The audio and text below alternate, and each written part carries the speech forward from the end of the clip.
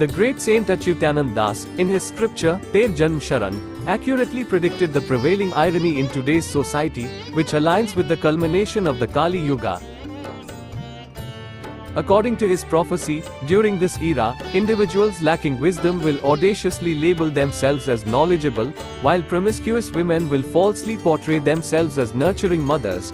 Furthermore, indolent individuals will hypocritically don the sacred thread on their shoulders and pretend to be servants of God.